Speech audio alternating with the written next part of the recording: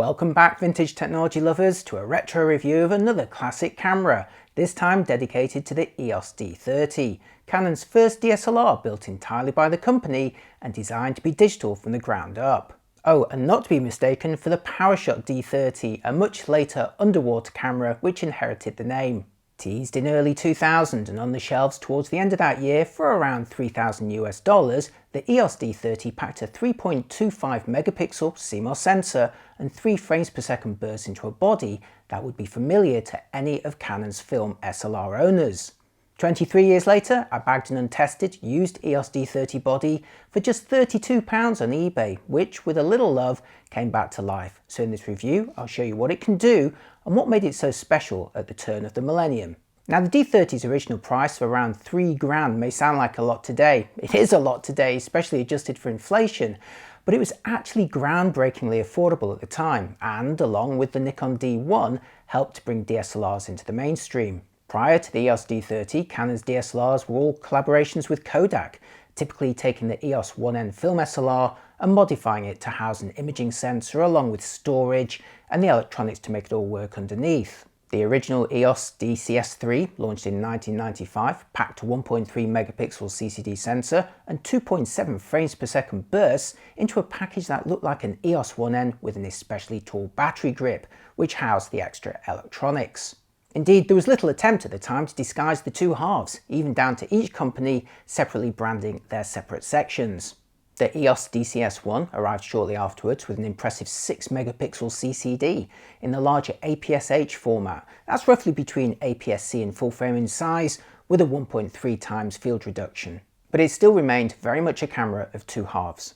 The 2 megapixel D2000 and 6 megapixel D6000 followed in 1998, still based on EOS 1N bodies, but now better integrating the extras into a camera that looked more like a single product than their predecessors.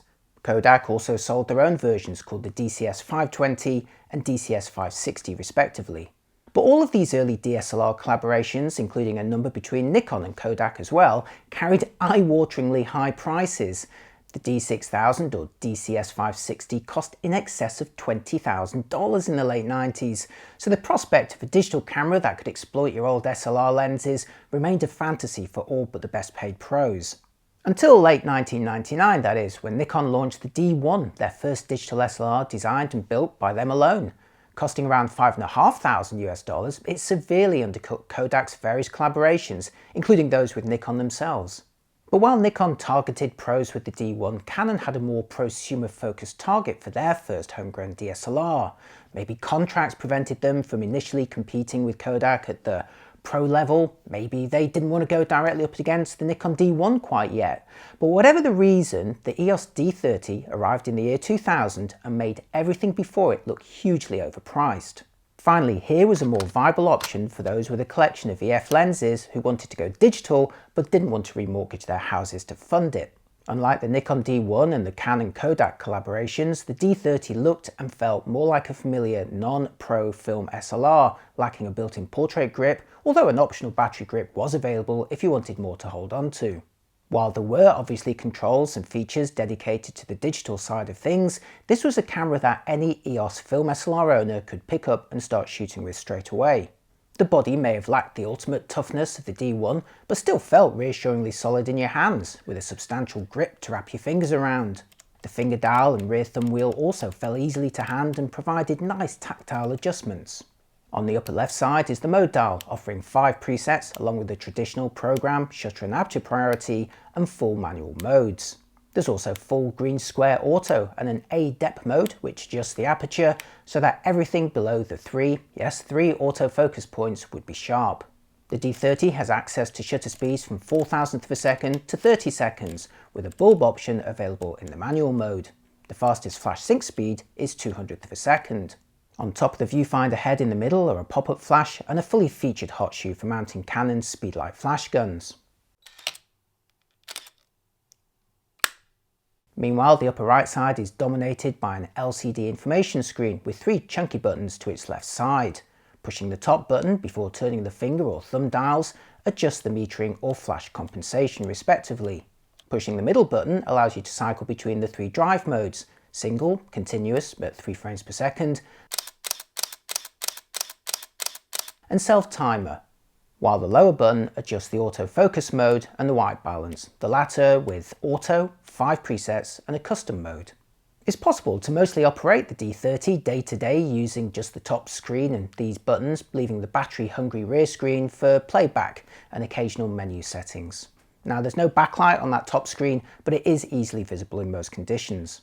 Turning to the rear of the camera, you'll find the main power switch in the top left corner, with 5 buttons below it running alongside the screen. Meanwhile, to the right of the screen is the large thumb wheel with a chunky customizable button in the middle, and its own on-off switch to disable it from accidental operation if desired.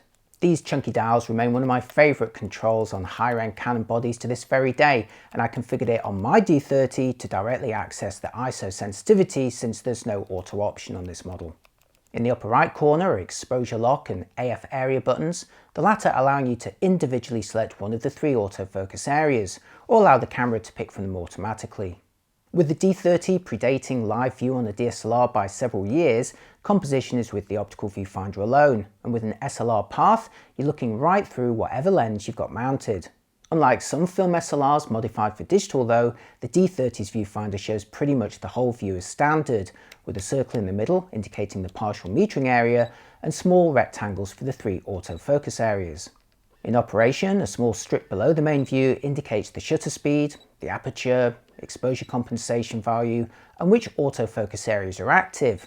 Once focus has been acquired, the actual autofocus area is indicated at the bottom, along with a solid green circle and an optional beep to confirm. Note the actual autofocus rectangles in the main view though don't illuminate. It's a bit of a shame.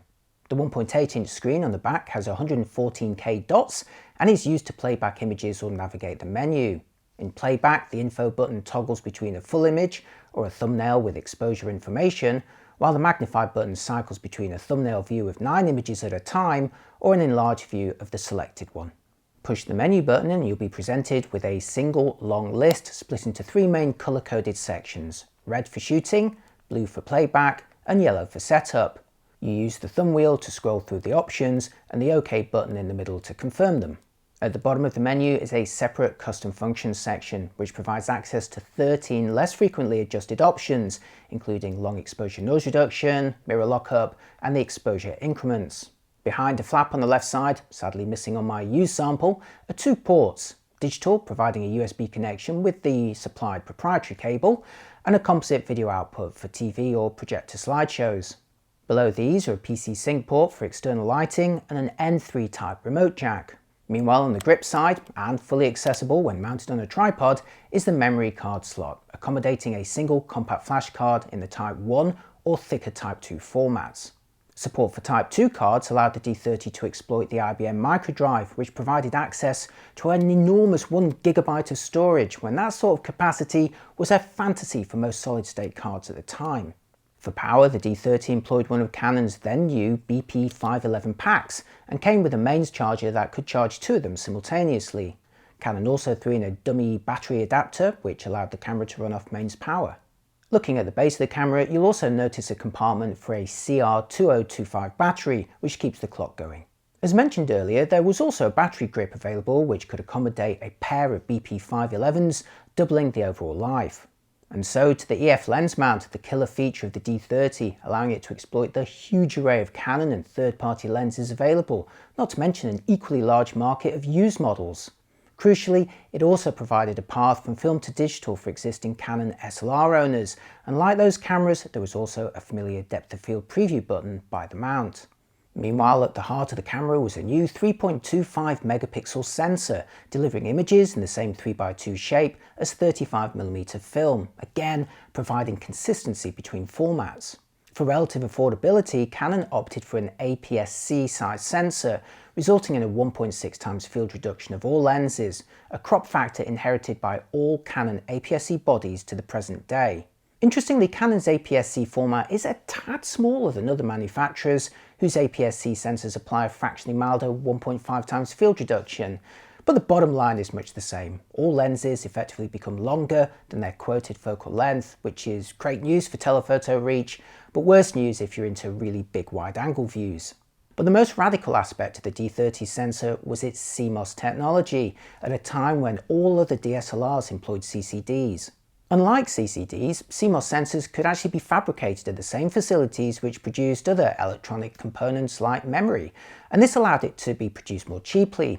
They also consumed less power and avoided blooming or smearing effects which could plague some CCDs. But until this time, the image quality just wasn't up there with the best CCD sensors, with CMOS typically deployed on smaller, low resolution sensors and cheaper cameras. Canon was, however, confident that CMOS was the future though, so redesigned the circuitry to improve efficiency, minimised fixed pattern noise which plagued earlier CMOS sensors, and worked on scaling it up to a size that could be used in a digital SLR. The result was an APS-C size CMOS sensor with a 1.6 times field reduction, which contributed to the lower cost of the D30 compared to rivals with similarly sized CCDs. The lower cost also allowed Canon to pitch the D30 at more of an enthusiast or prosumer market, in turn with a more compact body to suit them rather than working pros. In terms of image quality settings, you can record JPEGs in either the full 2160 by 1440 pixel large size or a reduced 1440 by 960 pixel in the small size, both with the choice of fine or standard compression.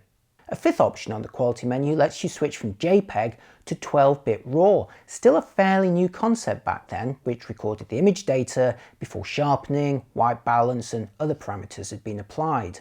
These effectively half-baked files could then be processed on a computer afterwards, providing the opportunity to adjust various settings like the white balance, as well as exploiting a little more tonal dynamic range for retrieving mild highlight or shadow detail. You can see here the D30's RAW files can still be opened and processed today using the latest version of Adobe Camera Raw and Photoshop. Typical large fine JPEGs measured between 600K and 1.5 megabytes in my tests, while RAW files weighed in at around 3.5 megabytes. There wasn't an option to record both JPEG and RAW at the same time on the D30, that was a feature which would arrive on the subsequent D60. Meanwhile, the sensitivity range from 100 to 1600 ISO set manually in the absence of an auto ISO option, but watch out for banding at the high sensitivities.